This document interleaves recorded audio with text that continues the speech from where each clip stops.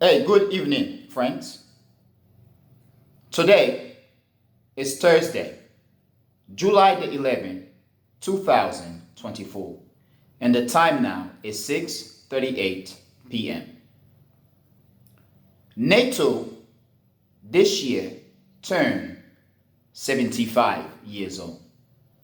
Once again, this year, 2024, NATO turned 75 years old in April.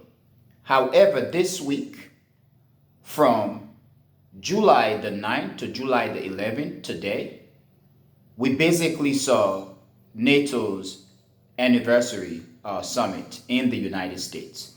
Basically, a celebratory or commemorative celebration in the United States or summit in the United States, hosted by the United States President Joe Biden. Now, I want to first thank you for being a member of the Echoing Voice community, and I want to also thank you for watching the Echoing Voice. But today, I am going to start with a question. Should humanity wish NATO a happy birthday or demand its abolition? Once again, I am going to repeat. Should humanity wish NATO a happy birthday or demand its abolition? I don't know what your answer to that question is, but I do suggest your answer to that question is deeply influenced by where you are from in this world.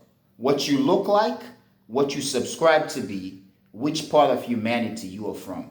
Whether you are an African or European, whether you are from South America or the Middle East, or whether you are from the Indian continent, South Asia, or the Far East, East Asia. I am sure deeply that your ethnic background, your cultural background, or your economic status, where you are from in this world, will influence your answer to that question. I want you to once again look at the thumbnail for this program, and then look at the picture which follows the thumbnail. That picture is basically a representation of the 40th anniversary of NATO. NATO basically came into existence in 1949, and that picture shows the anniversary in 1989.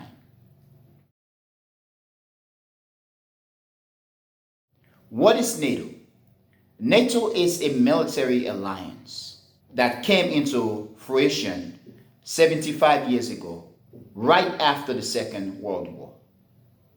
The war ended in 1945.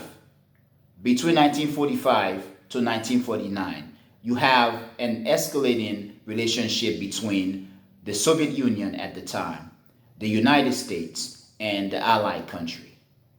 Through all the grumbles, through all the fear, through all the concern that happened, okay, within the United States ally group, okay, Western Europe, okay, among Western European countries and with the United States.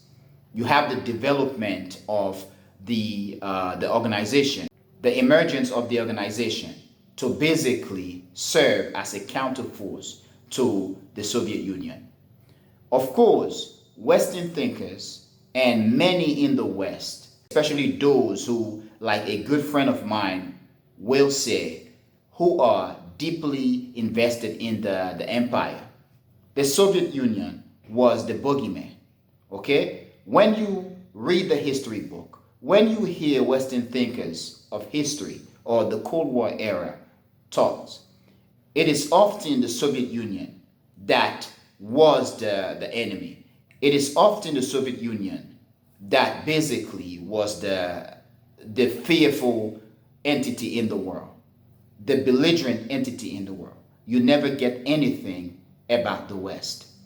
In preparation for this program, I did review a couple of articles, and I also review a brief history of the Cold War and the formation of NATO. In the article, it referred to the Western European countries as allies, and then it refers to those in the Soviet bloc as Soviet satellite state. And this is the thing that many in the world are calling the West on. It is often the Soviet Union that is the belligerent. It is often the Soviet Union that is the oppressor. You never hear anything about the Western countries being oppressors. You are talking about the time when all of Africa was still under the colonialist grasp. But still, it is the Soviet Union that was the oppressor. So that is basically one factor or reality of history. Those who win often get to write history or basically propagate their notion, their belief or perspective of an historical account. You have a world where European countries, Western countries, were involved in the brutalization of Africans and others around the world, while at the same time painting the Soviet Union as the belligerent, evil-doing entity in the world, or as the destabilizer of world affairs. And that basically echoes the theme of this channel, which also goes by the saying, until the lions have their historians, tales of the hunt shall always glorify the hunter. Once again, it states, until the lions have their historians, tales of the hunt shall always glorify the hunter. NATO, which basically was created as much as those who are, as my friend is going to say, heavily invested in the empire, and those who today work for the organization, those who basically lead the organization, the institution. Whether we are talking about the President of the United States, whether we are talking about the Secretary General, okay, now ex-Secretary General of NATO, who basically during the event, the summit, was given the presidential honor of freedom by Joe Biden, or whether we are talking about the various European, Western European powers, big men or government or leaders. Russia is the bad entity today, and Putin is the evil man today. Okay? And the leaders and those who are invested in the empire will dare try to tell us in the world, especially those in the parts of the world known as the global south, that the creation of NATO was to stabilize the world, okay, was to foster world peace and to help promote the freedom of the rest of the world. To that, I'm going to ask, what freedom and whose freedom? Because as much as the leaders of NATO or the countries of NATO can tell us that their institution, okay, or organization was established for world peace, whose peace? What peace? Because you guys engage, whether we are talking about the 1940s, okay, 50s, 60s, 70s, 80s, 90s, 2000 to now, NATO has continuously involved itself in one destabilizing mission around the world, okay, which has led to people, countless people dying, countless countries and regions being destabilized or destroyed. Meanwhile, the NATO countries, the North Atlantic countries, or if I should say the conceptual West, are basically chilling. They are relaxing. Their homelands are stable, with the exception of their own citizens who every now and then are toting guns and killing other people, innocent people. And you have immigrants, okay, are being disrespected or basically shunned or basically criticized or basically being prevented from going into these countries. But it is the sentiment that we, okay, or people around the world are experiencing. You have NATO going around destroying countries and regions and people's lives. And then when immigrants come to NATO or the Western Alliance, North Atlantic or the conceptual Western countries, they are disrespected. But I just want to just highlight something right there. But let me go back to the whole idea of NATO itself. Should humanity wish NATO a happy birthday or demand its abolition? For the past few years, or let's say the first 2 decades of the 21st centuries, NATO has involved itself in so many wars and so many destabilizing campaigns around the world. Whether we are talking about the Iraq war, okay, the war in Afghanistan, the war in Ukraine, where the NATO countries or the conceptual West is basically fighting Russia using Ukrainian bodies, okay? Whether we are talking about in 2011 or so, the destabilization of Libya and the murdering of Muammar Gaddafi, NATO seems to be in everything. NATO is talking about expanding into Asia along China's border. NATO is also trying to get itself into China and Taiwan's misunderstanding or whatever rift is between China and Taiwan. This is very bad. You have an institution that is basically propagating itself to be the promoter of peace, but basically stoking fire, basically lighting fire in regions around the world. So once again, those who are heavily invested in the empire will argue and tell us or propagate the notion that NATO is relevant or that NATO was created, established to basically promote and protect humanity, to keep the peace and to counter the Soviet Union. But then the Soviet Union collapsed more than a long time ago. The Soviet Union finally collapsed in 1991. And the collapse of the Soviet Union can be dated back from 1989, 1990, 91. Okay? So that 3 year span, there was lots of economic and social issues in the Soviet Union. Of course, many in the West did not foresee, okay, or could tell that the Soviet Union was about to collapse. But the Soviet Union had collapsed a long time ago. So why is NATO relevant in this case? Why is NATO relevant? No country in the global south is plotting to attack NATO tomorrow. Russia today is not plotting to attack NATO countries tomorrow. Okay? In fact, so many of the destabilization events or destabilizing events transpiring throughout the world or that had transpired throughout the world had some kind of or some form of NATO involvement in one way or another. Now, NATO had involved itself in so many wars around the world, at least since the end of the Soviet Union. One being the war in Afghanistan, which is very much recent. And about 2020 or so, the United States finally withdrew from Afghanistan and basically leaving the Taliban with an air force. The Bosnian War was another war in which NATO was involved. The Cold War itself was a time period between 1945, the end of the Second World War, to the collapse of the Soviet Union in 1991.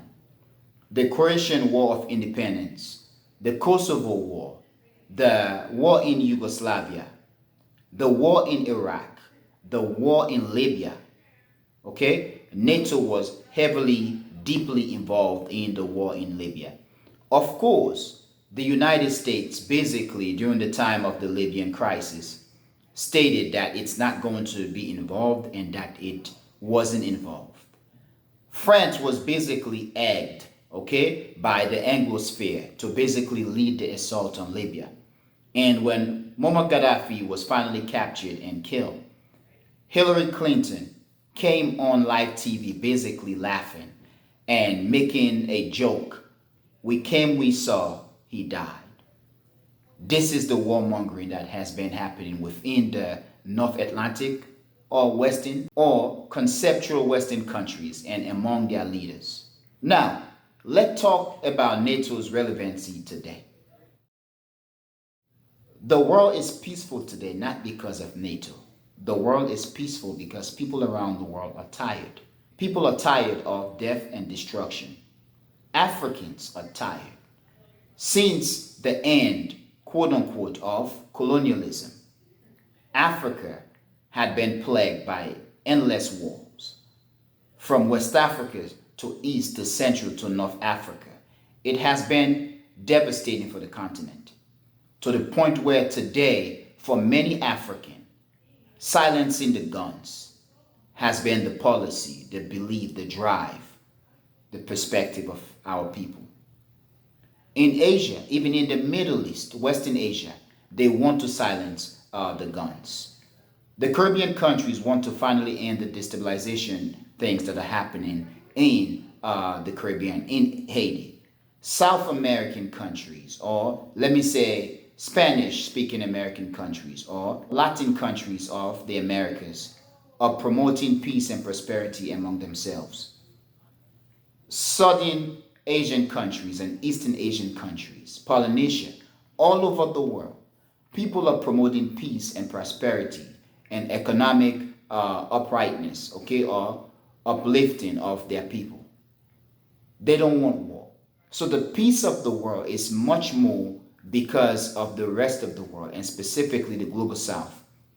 Countries and leaders have been cooperating or collaborating in various ways, and more so in the international arena or on the international slash diplomatic arena to promote peace. And one such reality pertains to the situation in Ukraine, where first, when Ukraine was invaded or attacked, when Russia went into Ukraine, you have the condemnation of the global south by the Western or conceptual Western countries, and using words and phrases such as morality, basically trying to lecture the rest of humanity that is known as the global south of morality for not taking sides.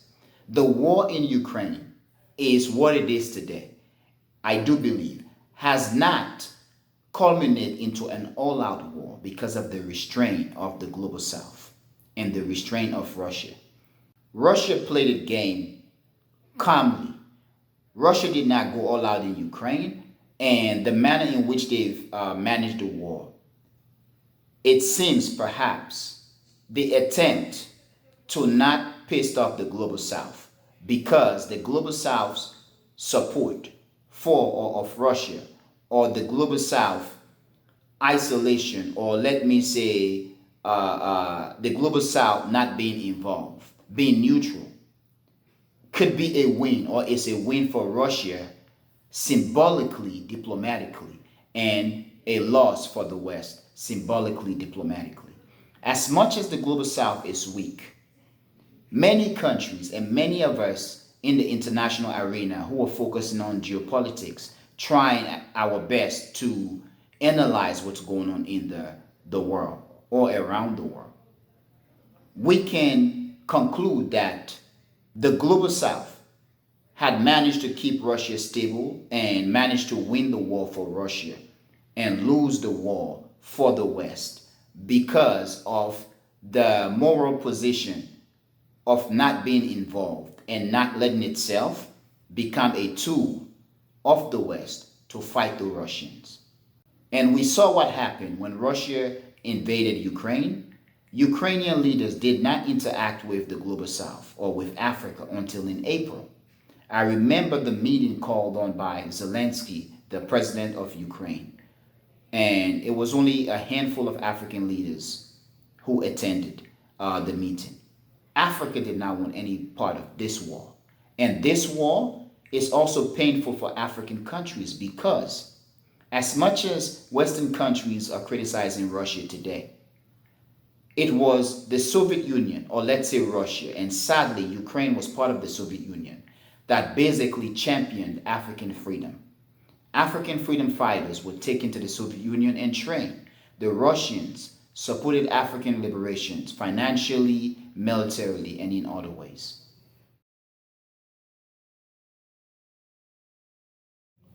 So I will dare say that the war in Ukraine is probably one of the saddest time or saddest part or event in human history. Because, for example, the global south has had historically strong relationship between both entities, between the Russians and the Ukrainians. The war in Ukraine for the global south, it is like two sisters or two brothers are fighting. And you, like Africa or the global south, has strong relations or a very emotional and historic relations with both brothers or both sisters. So the global south cannot take side. However, one of the sisters or brothers is much stronger, and the weaker brother or sister is being supported by a giant who, historically for over 500 years, had been doing nothing but beating the hell out of the sons and daughters of humanity, or of you, the global south.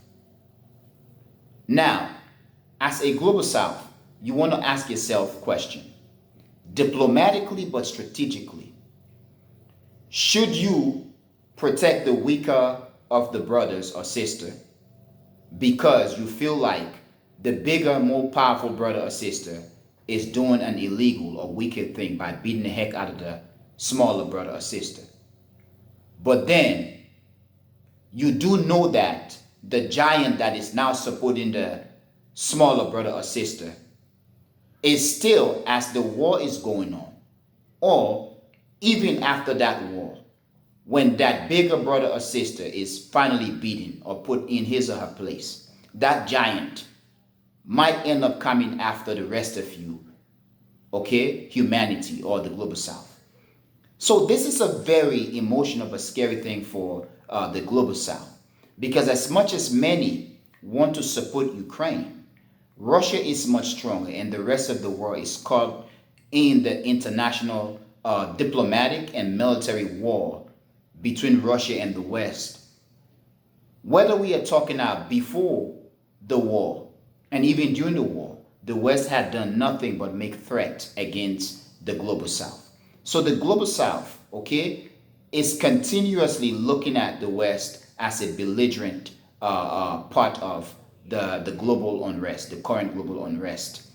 Not only the global south doesn't want to get involved in the war in Ukraine, but the global south, given the history of the past 20 or 30 years, whether we are talking about the war in Libya, Iraq, Afghanistan, and all the bombardment that the West, conceptual West, the white West, or NATO countries had been carrying on around the world. For the global south, NATO and the West is nothing but hypocrites. Now, I did significantly deviate from NATO, but all of what I just said, whether we are talking about the historical context or current event, everything that I just said basically does apply, and they are all relevant. But given all of what NATO has been doing, okay, answer my question. Please join the conversation. Is NATO relevant? Should NATO exist? Should humanity wish NATO a happy birthday or demand its abolition?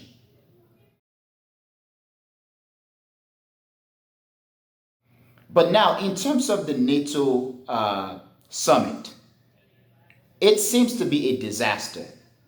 Yes, NATO, as the United States President Joe Biden spoke, basically, and as others spoke during the conference, they basically make commitment to Ukraine. And it is very interesting that Ukraine is giving so much, or has been given so much attention by the West. And it is obvious that this is not about Ukraine. It is about the West basically trying to settle a score. The West is trying to fight a war that it doesn't want to use its own bodies, because ideologically and in terms of image, the West is going to lose. The war in Ukraine is a war which Russia did not attack NATO countries first. It's a war which could ignite tension between Russia and NATO as a result of NATO getting involved. Now, given a time of AI and social media sensation and all the things that is going on in the world today, the citizens of Western countries will go nuts when their sons and daughters begin to return home in body bags, okay? Engaging in a conflict which Russia did not attack NATO countries first. That is going to be a problem for the West, the conceptual / the white West. So let's face it, NATO cannot and does not want to fight Russia because NATO cannot sustain the brutality that Russia will rain down on them as they themselves rain down brutality on Russia. And we are at the time where the rest of the world is looking at Russia as the defender, as the country, the one entity that is now standing up to the West. So ideologically, it seems everything is in Russia's favor. Russia doesn't have to do anything drastic to lose face with or to the global South, the rest of humanity that is the global South. Now, in terms of the NATO conflict, yes, NATO has officially recommitted itself to the war in Ukraine, to support Ukraine, or should I say to the destruction of Russia. And I know recently some NATO leaders have even come up making statements that Russia should be dismantled, should be taken apart, divided. If that happened, that is going to be catastrophe for the rest of the world, especially the rest of the world known as the global South. But in terms of the NATO conference, Joe Biden spoke very well compared to his demonstration, compared to what he did in the debate against Donald Trump. But it is as if they amplified his voice with extra speaker power. That's what it seems like. But when you listen to his voice, he stumbled a lot and he repeated himself a lot. And you can actually sense and feel the age in his voice. I read one article that basically states that NATO ally leaders, okay, they are basically concerned about the health of Joe Biden. Some of them has even went as far as meeting with Donald Trump and some of Trump's allies. So the whole thing is messy, but it's just creepy. It is scary. Another article that I read basically states that there are people in the White House, working in the White House, who are basically concerning for Joe Biden to the point where they were wishing that Joe Biden stumbled, that he embarrassed himself during the conference so that that can force him to retire or to step down.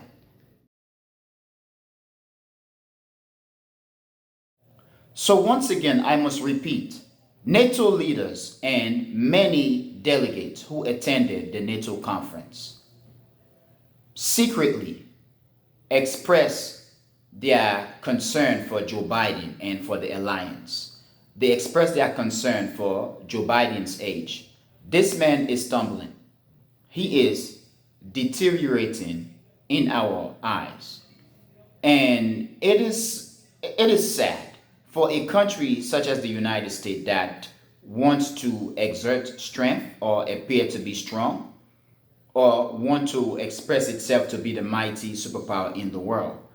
Joe Biden as a president doesn't do that. And Joe Biden is basically frailing, okay, in our very eyes. He is diminishing in our eyes. NATO leaders, as much as they want to express confidence in public, in private, they are basically expressing their discontent and concern for Joe Biden and for the alliance. But it is very interesting too, though. As much as they are concerned for Joe Biden, they are scared that Donald Trump is going to be taken over in January next year when he wins the election in November this year.